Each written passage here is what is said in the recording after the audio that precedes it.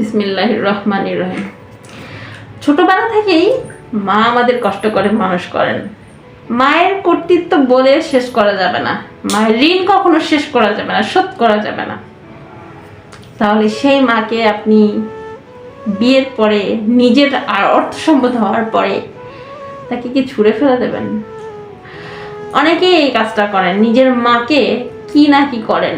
Recent একটা ঘটনা, পটুয়াখালীতে নিজের মাকে মুরগি যেটাকে বলে মুরগির ঘরের মধ্যে, মুরগির কুটিরের মধ্যে কি করছে জানেন? রেখে দিয়েছে।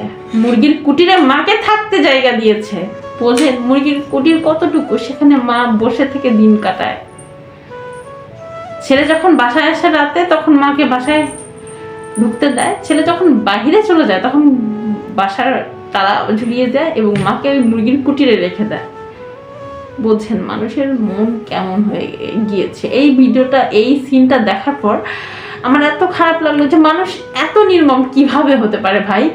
যে মায়ের জন্য পৃথিবীর আলো দেখতে পেলেন, সেই মাকে এমন ঘরে কিভাবে রাখতে পারেন? নিজের মা যদি পতিতাও হয় তবুও সে মা ভাই, মায়ের সঙ্গে তেমন করা যাবে না। অসুস্থ মা, বৃদ্ধ মা, তার সাথে এটা কেমনে করতে পারেন?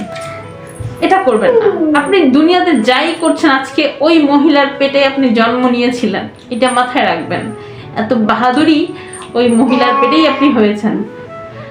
তাছাড়া আপনি হতে পারতেন না, এত কিছু করতে পারতেন না। সেই মাকে একটু সম্মান করুন, সেই মাকে একটু ভালোবাসুন। সে মায়ের সাথে আর যাই করেন না কেন, এমন কিছু করবেন না যে চিরকাল আপনাকে জাহান্নামের আগুনে জ্বলতে হয়। নিজের মা বাবাকে অবশ্যই ভালোবাসবেন, সবাইকে ভালোবাসবেন। মা বাবাকে ভালোবাসতে যে আমার বউকে অসম্মান করবেন না। আপনাকে হতে হবে রাইট পারসন। মা বাবার ভালোবাসা সম্মান তাকে দিতে হবে, বউয়ের ভালোবাসা সম্মান তাকে দিতে হবে। যার যারটা তার পাওনা। আপনাকে হতে হবে রাইট পারসন। Mind it.